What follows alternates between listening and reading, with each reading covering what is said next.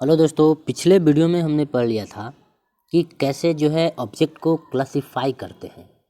ये sorting material into groups का part second है, पार्ट 2 है। यदि आपने पार्ट 1 नहीं देखा है तो पहले आप जाके पार्ट 1 देखें, उसके बाद आप पार्ट 2 देखें, तभी आपको अच्छे से समझ में आएगा। तो चलिए देखते हैं। पार्ट 1 में हमने क्लासिफाई कर लिया था मटेरियल्स को। अब सेकेंड में पढ़ते हैं कि जब क्लासिफाई कर चुके हैं तो ये पढ़ते हैं कि कैसे इसे ग्रुपिंग करते हैं।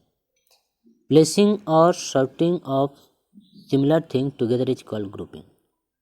कह कि सेम थिंग को, सिमिलर एक ही तरह के वस्तुओं को प्लेस करना या फिर सॉर्ट करना ही ग्रुपिंग कहलाता है। One material could be use for making many different object. एक मटेरियल जो है वो डिफरेंट टाइप के जो ऑब्जेक्ट है वो बनाने के काम आता है।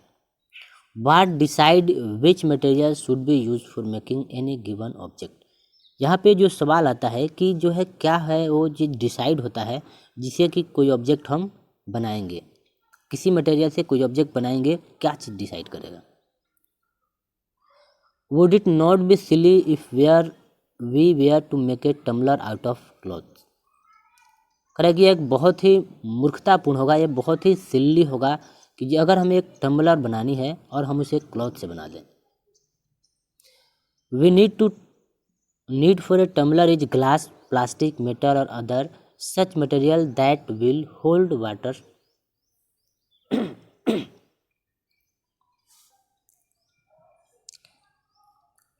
हमें एक टम्बलर बनाने के लिए हमें एक ग्लास की आवश्यकता होती है, plastic, metal or other material जो वाटर को होल्ड कर सके, उससे हम लोग बना सकते हैं टम्बलर, न कि क्लॉथ से। Similarly it would not be wise to use plastic for cooking vessel. उसी तरह से यह भी वाइजफुली नहीं है कि प्लास्टिक से हम एक कुकिंग वेसल बना सकें, क्योंकि प्लास्टिक जो होता है वो हीट को वो नहीं सह पाएगा, क्योंकि वो मेल्ट हो जाएगा। Rather we must use proper hard metal for cooking vessels. बल्कि उसके बदले हम लोग प्लास्टिक के बदले जो है वो उस टाइप के प्रॉपर हार्ड मेटल का यूज करेंगे जो टेम्परेचर को सह सके, उससे हम लोग कुकिंग वेसल बना सकते हैं। We see then that we choose a material to make an object depending on its properties and the purpose for which the object is to be use. यहाँ पे हमने देख लिया कि किसी भी मटेरियल को हमने अगर ऑब्जेक्ट बनाना हो तो पहले देखेंगे कि उसकी प्रॉपर्टीज क्या है, उसके बाद देखेंगे कि उसका जो ऑब्जेक्ट का जो पर्पस है वो क्या है। क्योंकि अगर हमें वाटर को होल्ड करना है तो उसके लिए क्लॉथ्स का अगर टम्बलर बनाते हैं तो वो उसके लिए प्रॉपर्टी जो है फॉलो नहीं कर पाता है। यदि हमें एक कुकिंग वेसल बनाना हो, खाना बनाने के बर्तन बनाना हो, उसके लिए अगर हम चाहें कि प्लास्टिक का यूज करें तो ये उसके लिए प्रॉपर्टी जो है फॉलो नहीं करता है, तो इस तरह से नहीं बन पाएगा, ये इसमें क्लासिफाई नहीं हो पाएगा। नेक्स्ट देखते हैं, different type of material have different properties. अब जानते हैं कि डिफरेंट टाइप के जो मटेरियल्स होते हैं उसकी डिफरेंट प्रॉपर्टीज होती है। The difference in properties help us in sorting material into different group. और जो प्रॉपर्टीज है इनकी डिफरेंट, इसे ही हम लोग इसे डिफरेंट ग्रुप में सॉर्ट करते हैं, मतलब छटाई करते हैं। Materials can be sorted on the basis of properties such as lustre, transparency, solubility और फ्लोटेशन। मटेरियल जिसे हम लोग सॉर्ट करते हैं, क्लासिफाई करते हैं, उनके कुछ टाइप्स हैं, उनकी प्रॉपर्टीज होती है। जैसे लस्टर मीन्स शाइनिंग जिसमें होता है उसे अलग कैटेगरी में हम लोग क्लासिफाई करते हैं। ट्रांसपेरेंसी जिस मटेरियल में होगा उससे अलग करेंगे।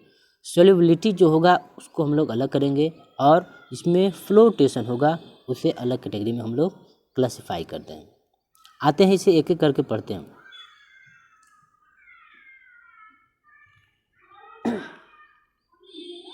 अब है हमारा लस्टर।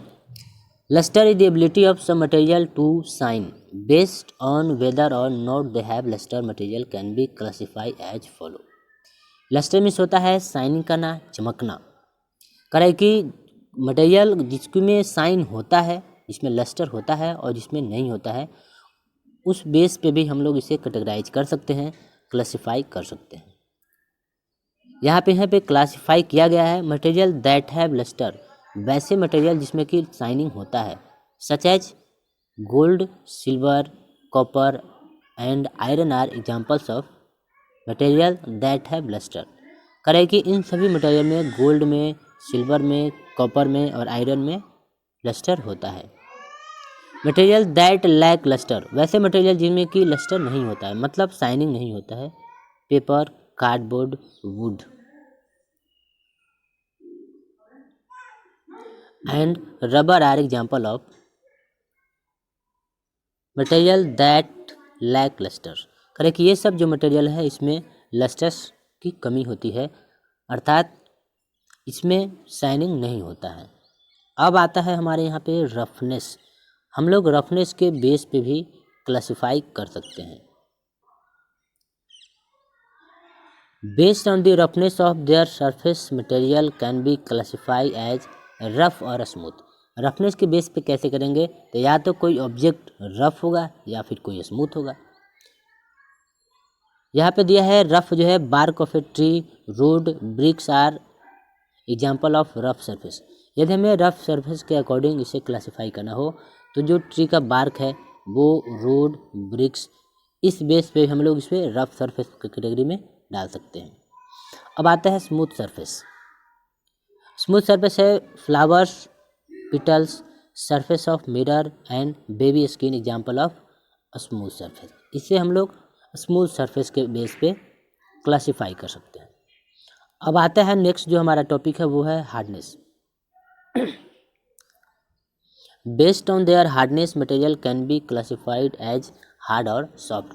हार्डनेस के बेस पे अगर हमें किसी को क्लासिफाई करना हो तो इसे दो टाइप से कर सकते हैं, या तो ऑब्जेक्ट हार्ड होगा या फिर ऑब्जेक्ट सॉफ्ट होगा। हार्ड है wood and metals are example of hard materials. Wood और जो मेटल्स होते हैं वो हार्ड मटेरियल्स होते हैं, इसीलिए इसे हम लोग हार्डनेस के बेस पे इसे क्लासिफाई कर लेंगे। सॉफ्ट है cotton and sponge are example of soft material, तो इसे हम लोग सॉफ्टनेस के अकॉर्डिंग इसे सॉफ्टनेस के बेस पे इसे क्लासिफाई कर सकते हैं। नेक्स्ट जो हमारा है टॉपिक वो है ट्रांसपेरेंसी।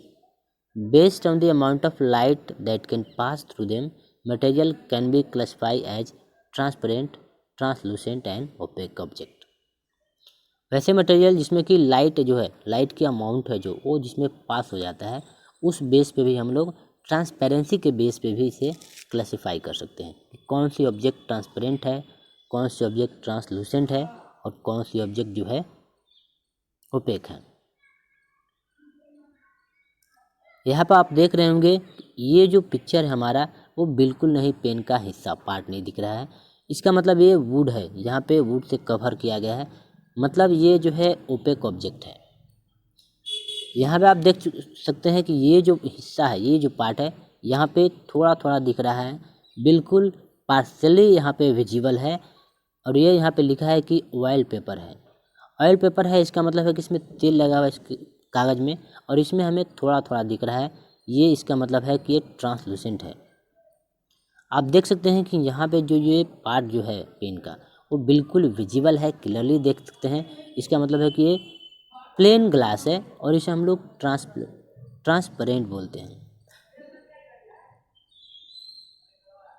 इस तरह से हम लोग ट्रांसपेरेंसी के बेस पे भी जो है इसे क्लासिफाई कर सकते हैं।